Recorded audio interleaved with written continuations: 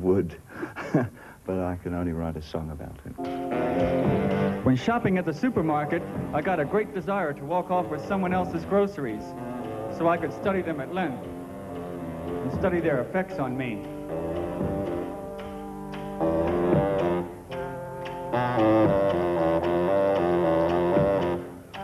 As though if I ate their groceries, I would become that person until I finished their groceries. And we might find ourselves going to the same places, running into one another at the movies or in a shopping mall, reading the same books, watching the same TV programs, wearing the same clothes, traveling to the same places and taking the same pictures, getting sick at the same time. Today you've been working with Les Miserables, brass ensemble with some pieces from your knee plays. And it's the first time it's been performed publicly. Yeah, it's also the first time we've ever done it apart from the theater end of it. Kind of apart from the performers who perform on stage during the music. So it's kind of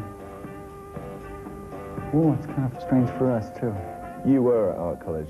Do you think, and there is a tradition, especially I think on this side of the Atlantic, of like the Stones and Brian Eno, everyone in between went to art college. Do you feel that it's a declining influence on music?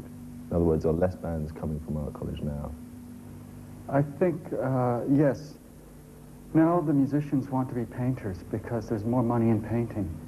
And when we had just, when we first moved to Manhattan, most of the painters and artists had dreamed of being musicians because it was, there was an ideal to communicate directly with popular culture through a more popular medium like music, rather than something that had the taint of being elitist like painting. And now that's completely turned around.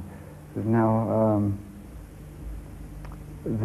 now it's much more lucrative for people to be in the art business, and so everyone wants to do that, if they're not already a stockbroker. In the future, there will be groups of wild people living in the wilderness.